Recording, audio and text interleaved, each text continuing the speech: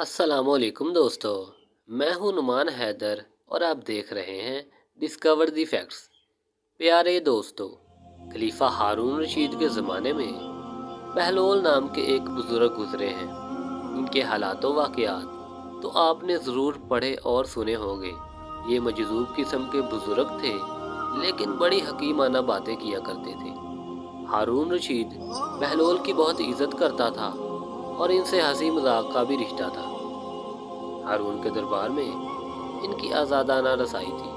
جب ان کا دل چاہتا دربار میں پہنچ جاتے۔ ایک دن جب دربار میں بہلول آئے تو اس وقت ہارون رشید کے ہاتھ میں ایک چھڑی تھی۔ ہارون رشید کو مذاق سوجا۔ اس نے ان کو چھیڑتے ہوئے کہا، بہلول، آپ سے میری ایک گزارش ہے۔ بہلول نے پوچھا، وہ کیا؟ ہارون رشید نے کہا کہ میں آپ کو یہ چھڑی بطور امانت دیتا ہوں۔ آپ کو اپنے سے زیادہ کوئی بیوقوف آدمی ملے تو اس کو یہ چھڑی میری طرف سے دے دینا۔ بہلول نے کہا، بہت اچھا، اور چھڑی اپنے پاس رکھ لی۔ وقت گزرتا رہا اور وہ وقت آ گیا جب ہارون رشید بیمار ہو کر لبے مرگ پہنچ گیا۔ بہلول کو خبر ہوئی تو وہ خلیفہ کی عیادت کو پہنچ گئے۔ پوچھا، اے امیر المومنین، کیا حال ہے؟ ہارون نے جواب دیا، حال کیا پوچھتے ہو، سفر درپیش ہے۔ بہلول نے پوچھا، کہاں کا سفر درپیش ہے؟ ہارون نے جواب دیا، آخرت کا سفر درپیش ہے، دنیا سے اب جا رہا ہوں۔ بہلول نے سوال کیا، کتنے دن میں واپس آئیں گے؟ ہارون نے کہا، بھائی، یہ آخرت کا سفر ہے، اس سے کوئی واپس نہیں آیا کرتا۔ تو بہلول نے کہا، اچھا، واپس نہیں آئیں گے تو آپ نے سفر کی راحت اور آرام کے انتظامات کے لیے کتنے لاؤ لشکر اور ساز و سامان آگے بھیجے ہیں؟ ہارون نے جواب میں کہا، تم پھر بیوقوفی کی باتیں کر رہے ہو۔ آخرت کے سفر میں بھی بھلا کوئی ساتھ جاتا ہے؟ نہ کوئی لاؤ لشکر اور نہ ہی کوئی ساز و سامان، وہاں تو انسان تنہا جاتا ہے۔ بہلول نے کہا، اتنا لمبا سفر کہ وہاں سے واپس بھی نہیں آنا ہے، لیکن آپ نے کوئی لاؤ لشکر یا سامان نہیں بھیجا، حالانکہ اس سے پہلے آپ کے جتنے سفر ہوتے تھے اس میں انتظامات کے لیے آگے لاؤ لشکر اور سفر کا سامان جایا کرتا تھا، اس سفر میں کیوں نہیں؟ ہارون نے کہا، نہیں، یہ سفر ایسا ہے کہ اس میں کچھ بھیجا نہیں جا سکتا۔ بہلول نے کہا، اے امیر المومنین، آپ کی ایک امانت بہت عرصے سے میرے پاس رکھی ہے۔ یہ وہ چھڑی ہے جسے آپ نے مجھے دیتے ہوئے فرمایا تھا کہ مجھ یعنی بہلول سے زیادہ کوئی بیوقوف ملے تو اس کو دے دینا۔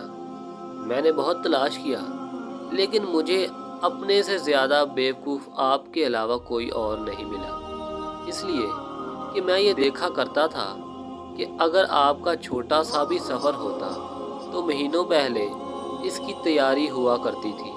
کھانے پینے کا سامان، خیمے، لاؤ لشکر سب سے پہلے بھیجا جاتا تھا، اور آپ کو تو معلوم تھا کہ آپ نے اس لمبے سفر پر بھی جانا ہے جہاں سے واپسی ناممکن ہے، لیکن اس کے لیے آپ نے کوئی تیاری نہیں کی۔ کیا دنیا میں آپ سے زیادہ کوئی بیوقوف ہوگا؟ لہذا اپنے سے زیادہ بیوقوف میں نے آپ کو پایا۔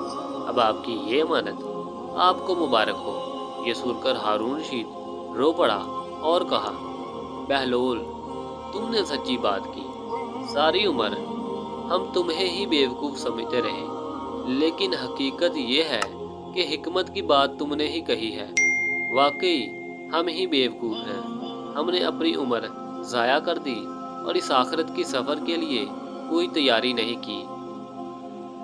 آج کا کوئی شخص عباسی خلیفہ ہارون رشید کی عمارت اور ثروت کو نہیں پہنچ سکتا۔ اس کی سلطنت 3 برے اعظموں تک پھیلی ہوئی تھی۔ آج کے دور کے کئی امریکہ اس کی مٹھی میں تھے۔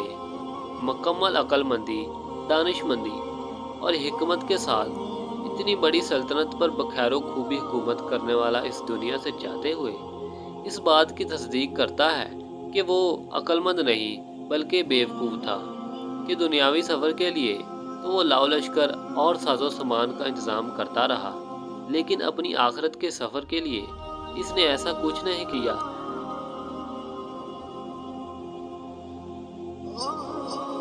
بس ہم سب کو چاہیے کہ جس طرح ہم دنیاوی سفر کے لیے تیاریاں کرتے ہیں، اسی طرح آخرت کے سفر کے لیے بھی تیاریاں کریں تاکہ اللہ تعالیٰ کی بارگاہ میں سرخرو ثابت ہو سکے۔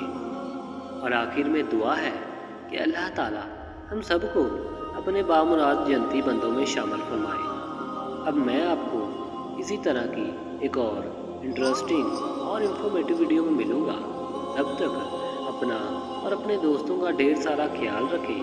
ملتے ہیں نیکسٹ ویڈیو میں۔ اللہ نگہبان۔